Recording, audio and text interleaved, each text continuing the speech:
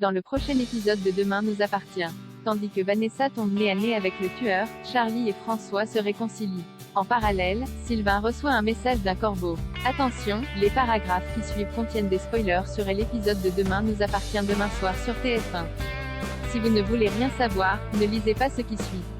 Mercredi 11 mai dans Demain nous appartient.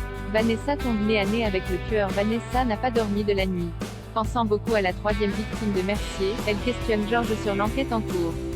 Le policier lui explique donc que le tueur en série ne met plus le poison dans les boissons de ses victimes mais les injecte directement avec une seringue. Il poursuit en lui parlant du petit mot qu'ils ont retrouvé sur le corps de Marie.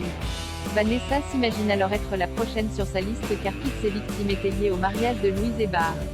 Pour la rassurer, Georges promet qu'il va tout faire pour la protéger et que personne ne lui fera de mal. Au poste, Roxane a pu retracer le dernier itinéraire de Marie grâce aux images de vidéosurveillance de la ville. En fouillant les vidéos, elle est même parvenue à capter une photo de Mercier à côté de la camionnette, ce qui lui permet de mettre à jour son avis de recherche. Pendant ce temps, le procureur Perrault est convaincu que le mot laissé sur le corps de la victime lui était adressé. Selon lui, Mercier aurait fait cela uniquement pour le narguer et marquer le coup après l'échec de Chloé. Il est donc important de déchiffrer ce message au plus vite.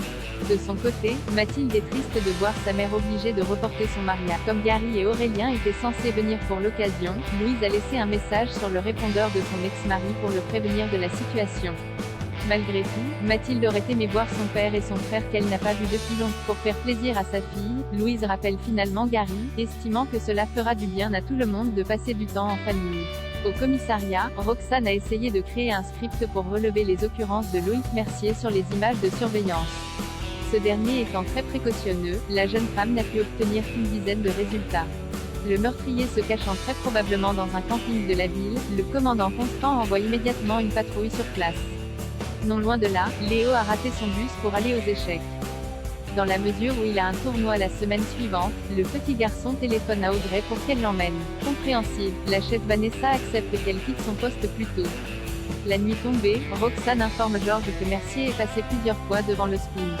S'il n'est jamais rentré dans l'établissement, elle craint en revanche qu'il ne soit venu faire du repérage. Sans attendre, le policier appelle Vanessa pour s'assurer que tout va bien. Comme elle est seule au restaurant, Georges lui demande de fermer la porte par précaution. Pas vraiment rassurée, Vanessa se remet à travailler. Mais quelques instants après, elle tombe nez à nez avec Mercier qui tient une seringue à la main. Sans réfléchir, elle lui lance des objets à la figure tout en criant à l'aide. Seulement, Mercier parvient à la coincer contre un plan de travail. Lorsque le tueur s'apprête à lui injecter le poison, Vanessa s'empare d'un couteau et le poignarde. Charlie et François se réconcilient la veille. Charlie a officialisé sa relation avec François dans le podcast du lycée. Une attitude qui n'a pas plu aux professeurs de français qui auraient souhaité attendre la fin de l'année scolaire avant de révéler leur histoire. Tandis que Charlie est soulagé que leur secret soit enfin dévoilé, François craint quant à lui que cela ait des répercussions sur sa carrière. Bien qu'ils soient tous les deux majeurs, Chloé pourrait en effet entamer une procédure disciplinaire contre lui ou pire le faire muter à l'autre bout de la France. De leur côté, Étienne et Chloé ont fait des recherches.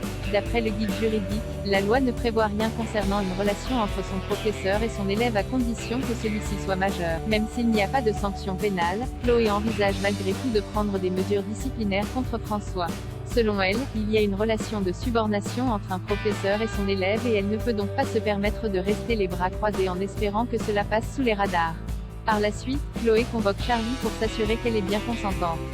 La jeune femme raconte alors que c'est elle qui est allée chercher François et qu'elle mène la danse dans cette histoire. Elle précise également qu'elle n'a rien d'une victime avant de lui demander qu'on les laisse vivre tranquillement. À son tour, François est appelé dans le bureau de la proviseure. Dans la mesure où elle envisage de le sanctionner pour conserver une certaine paix sociale au lycée, François se dit prêt à se sacrifier pour son couple. Touchée par sa sincérité, Chloé certifie qu'elle n'a pas l'intention de le virer. En revanche, elle l'enjoint à se montrer discret. Elle ne veut pas d'effusion au sein de l'établissement ou à proximité, sans quoi elle devra le sanctionner. Peu après, François retrouve Charlie et l'embrasse passionnément. Soulagé de ne plus avoir besoin de se cacher, il lui présente ses excuses pour avoir paniqué. Charlie s'excuse elle aussi pour ne pas avoir su être patiente. Désormais réconciliés, ils s'embrassent et décident de passer la fin de la journée chez François. Sylvain reçoit un message d'un corbeau au cabinet. Victor fait des recherches sur la prise d'otage du spleen. Si Sophie croit qu'il s'intéresse au Messie, l'ancien homme d'affaires indique que c'est le lingot d'or qui a disparu dans la nature qui l'intéresse. Sophie lui demande donc d'essayer de ne pas mêler ses histoires au cabinet. Avec humour, Victor garantit qu'il a appris à ne pas laisser de traces. De son côté, Christelle ne se souvient pas exactement de la soirée qu'elle a passée avec Victor car elle était un peu trop éméchée. Lorsque ce dernier débarque à l'hôpital, l'assistante sociale vérifie alors qu'elle n'a pas dit de bêtises ou pire quelque chose de déplacé. Dans un premier, Victor lui fait croire qu'elle lui a fait des avances puis fait mine de n'avoir que de vagues souvenirs de cette soirée. Plus tard, Sylvain vient chercher sa femme à la fin de sa journée de travail. En le croisant dans le hall de l'hôpital, Victor ne peut s'empêcher de faire quelques allusions au lingot d'or. En fin de journée, Sylvain repense à l'attitude étrange de Victor ces derniers temps. Tandis qu'il met la table pour le dîner, Sylvain reçoit un message troublant, « C'est pas joli de Voler Moreno. Tu dors bien sur tes deux oreilles, ou devrais-je dire, sur ton lingot ?» Stressé, Sylvain se montre particulièrement silencieux au cours du dîner, ce qui n'échappe pas à Christelle.